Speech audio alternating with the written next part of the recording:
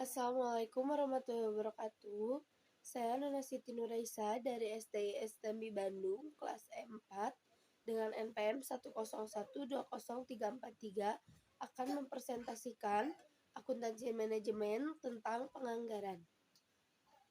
Penganggaran adalah suatu rencana kerja yang disusun secara teliti yang didasarkan atas pengalaman di masa lalu dan ramalan masa yang akan datang serta petunjuk bagi staf dalam melaksanakan sesuatu pekerjaan, yaitu seperti alat kontrol karena merupakan tindakan yang dapat dibentuk sesuai dengan keinginan, sehingga dapat disesuaikan dengan kondisi yang mungkin terjadi atau tidak. Berkaitan dengan peristiwa yang direncanakan, harus didahului dengan peramalan. Jenis-jenis penganggaran. Menurut Gunawan Adi Saputro dan Marwan Asri 2003, yang pertama, berdasarkan isi anggaran yaitu anggaran laba rugi dan anggaran neraca. Yang kedua, berdasarkan jangka waktu yaitu anggaran strategi dan anggaran taktis. Yang ketiga, berdasarkan segi kelengkapan yaitu anggaran komprehensif dan parsial. Yang keempat, berdasarkan fleksibilitas yaitu anggaran tetap dan anggaran variabel.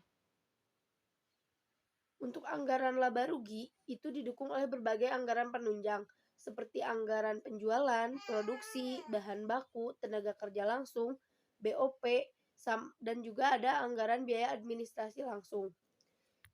Adapun anggaran neraca, didukung oleh berbagai anggaran penunjang seperti anggaran kas, piutang, persediaan, aktiva tetap, juga ada anggaran hutang dan lain-lain. Anggaran berdasarkan jangka waktu. Ada dua. Yang pertama anggaran strategis, yaitu anggaran jangka panjang yang berisikan hal-hal yang bersifat umum seperti kebijakan perusahaan dalam jangka panjang. Yang kedua itu adalah anggaran taktis, yaitu anggaran operasional dan bersifat jangka pendek seperti anggaran periodik dan anggaran kontinu. Adapun anggaran berdasarkan fleksibilitas itu adalah anggaran tetap juga variabel.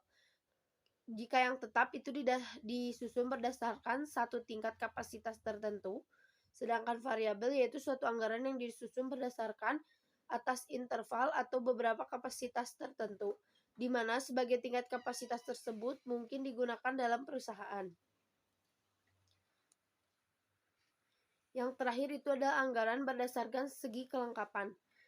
Ada dua, yang pertama komprehensif, yang kedua parsial. Nah, untuk yang komprehensif itu disusun secara lengkap dan menyeluruh, yang meliputi segala aktivitas dan kegiatan perusahaan yang bersangkutan dengan marketing, produksi, keuangan, dan personalia.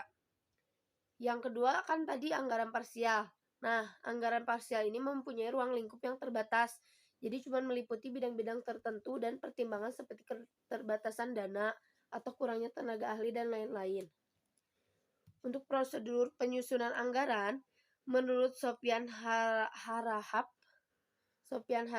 pengarahan direksi baik secara langsung maupun melalui surat yang berisi penjelasan tentang tugas umum dari perusahaan. Lalu analisis ekonomi berbagai hal yang berhubungan dengan perusahaan. Kondisi masa lalu sebagai dasar untuk melihat masa depan, juga analisis SWOT. Analisis SWOT ini adalah S-nya untuk kekuatan, lalu O-nya kesempatan, W-nya kelemahan, T-nya ancaman.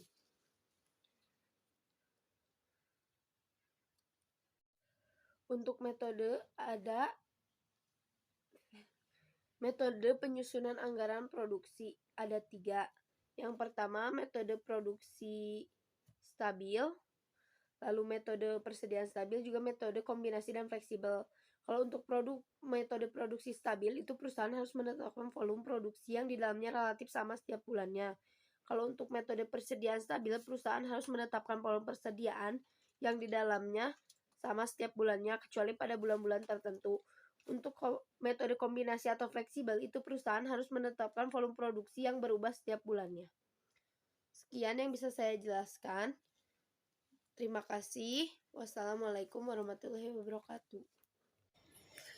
Oh iya guys, jangan lupa di subscribe channel aku, dibunyiin ya loncengnya. Dan jangan lupa like, komen, juga di share video ini. Dan juga untuk yang menonton semoga bermanfaat. Bye-bye.